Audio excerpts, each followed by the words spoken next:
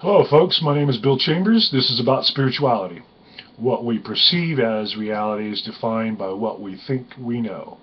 As spiritual beings having a human experience, it is often confused that as humans we're having a spiritual experience.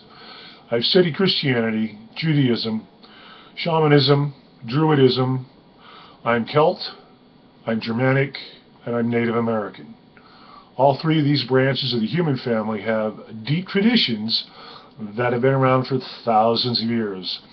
Back in '77, while I was going to the school John H. Francis Polytechnic, a teacher, Mrs. Krantz, said, "The Celts, their customs, traditions, and languages are dead." When I was 26 years old, a friend of mine, Lance Abernathy of Arleta, California, gave me a coffee cup with the family crest chain named Chambers. That ignited my curiosity as to who, what, when, and how my ancestors were. As a former member of the LDS Church, we have much knowledge in the link from Abraham down to present time. But as an individual, I always am suspicious of what I perceive as a given reality. My experience with this is, as a boy, I had to learn how to survive from child abuse. I had to learn how to hide in plain sight. My ability to see and hear things, or as my Native American brothers and sisters would say, it's looks away. The ability to see somewhere from outside your human body. Going to school as a child, I was 4'11" and a half. And often, everyone would refer to me as the fat doughboy. Well, now I am 6'4", 285 pounds, and I'm still looked at as a curiosity. What I understand about the spiritual world is that most of us, after a certain age, deny our natural gifts and abilities, whether it's to commune or communicate with our own dead. And yes, they are our own dead. They are our family. Once we give them recognition to who they are, we redefine ourselves as mortal beings in mortality. We are spiritual beings having a very short human experience. And as I grow older and learn to understand more about myself, that God, whether you call him Jesus Christ, Allah, or the Great Spirit, or the Great God or Great Goddess, we redefined ourselves as we explored our own weaknesses and our own strengths. How do we do this? By standing strong for what we believe in. As we grow to understand ourselves, we redefine our brothers and sisters as we understand them in a social media network, like YouTube, Facebook, and other applications. Those last couple of weeks have been really hard for me, dealing with emotionalities from childhood that come up because of my constant pain and fatigue that I've been dealing with for the last 10 years. I was passionate about truck driving. I was passionate about teaching other drivers how to do their job correctly and professionally. Whether we're cops, doctors, lawyers, attorneys, restaurant owners, there's a level of professionalism that is sorely lacking in our society as Americans. On the TV show Anthony Bourdain, he was talking to a young man in Japan. The young man simply stated, "We don't have resources like you do back in the States. All we have is customer service." Folks, let's put this aside. All we have to do right now is our customer service, our sense of ethical understanding of doing the things that are right, that we need to do as humans. Often, we get self-centered and greedy by our own wants, needs, and desires without thinking about our real skill base or our natural abilities as spiritual beings made manifest in reality as we get up each morning to embrace the day. There is so much that we can do that we don't think about. And I've decided to start video chatting or putting videos on YouTube and Ustream to help others stand tall. There are young people today that are dealing with things that are apparitions, full-body manifestations of demonic forms, things that naturally occur in our world that we ignore. The veil between spirituality and mortality is vapor thin, but because we live in denial and ignore these gifts, we often leave ourselves in harm's way. The television show Taps was started by Jason Hayes and Grant Wilson, and I don't have all the information, but often I would listen to them when they were talking about their show or the things that they were doing. And the credibility that they have comes from a natural-based experience. They pick up a camera, a video recorder, and they go and look. Someone says, we need help, we don't understand this. And they go out and they do just that. They define what is going on. And sometimes, because of our own fear, we manifest or create things in our own lives that we call into it. Now, is this a real haunting? I can't say yes or no, because honestly, my own life experience with what people call shadow people, my own personal experience and my abilities as a clairvoyant or clairaudient, I know that these beings were in mortality, and they were so corrupt, so wicked, that they kept on doing it on the other side.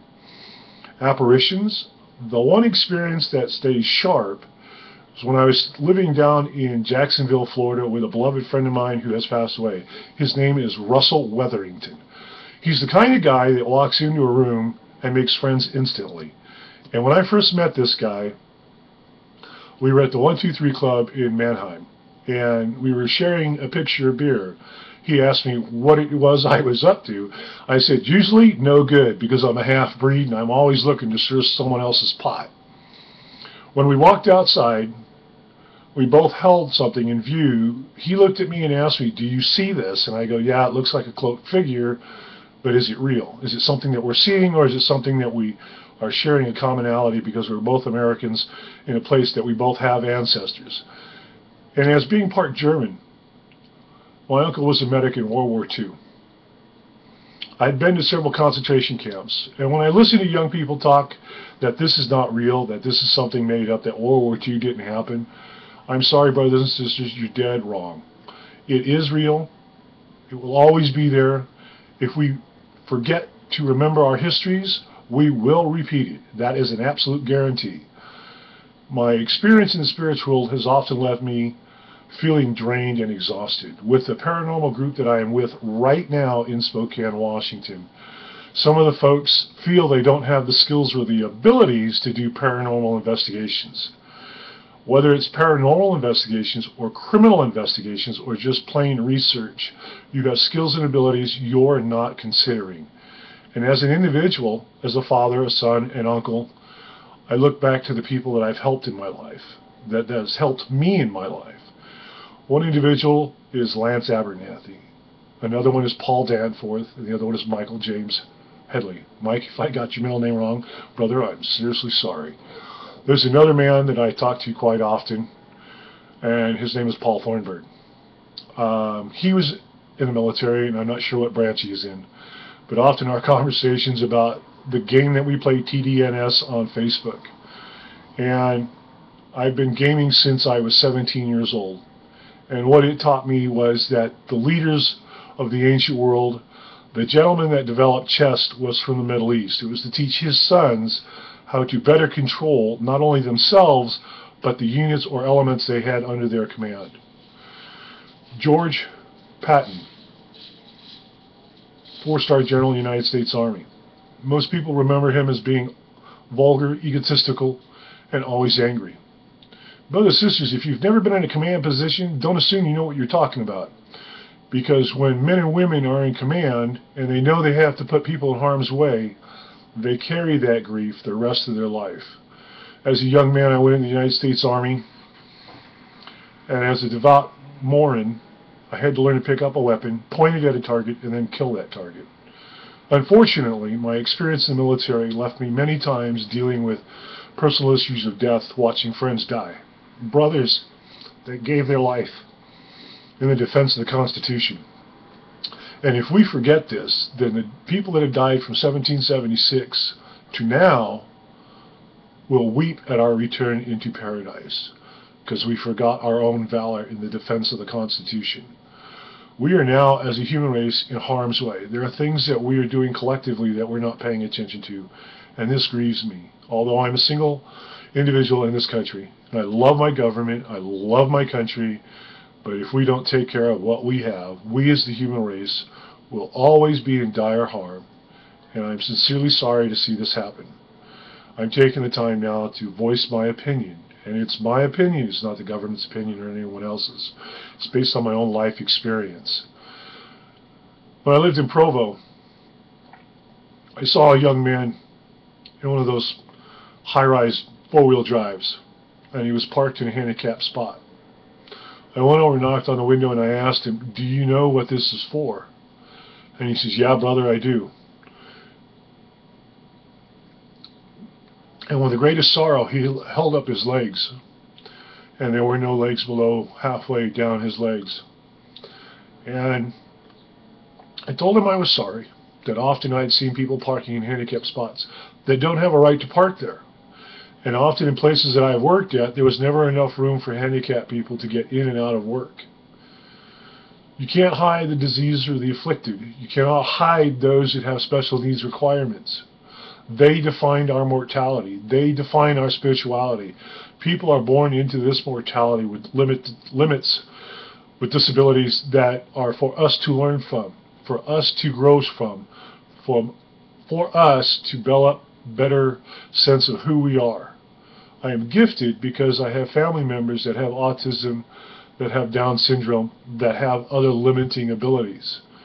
And I'm often reminded from the Spirit, you want to call it the Great Spirit, you want to call it the Holy Ghost, whatever you want to call it, when I meet these children of God, they touch my soul in a way that I gain new joy. But I'm constantly reminded that we that can stand tall need to defend them because they do not have the ability to defend themselves. When I do paranormal investigations, it's not just to answer another why, but it is to help somebody else to find the ability to stand tall. To my brothers and sisters globally, I don't pray for one family. I pray for all of mankind because the gifts and abilities that we have, we ignore. We deny. And there are those that step into harm's way to show us what they think and understand about the spirit world manifested. TV shows like Fact or Fate, Ghost Hunters International, Ghost Adventures, show that was done a long time ago, In Search Of. They were always asking questions, always getting us to look at something. We have a point now in history to bring our gifts and our abilities out in the open to help redefine what we know as human nature. Thank you for your time. God bless.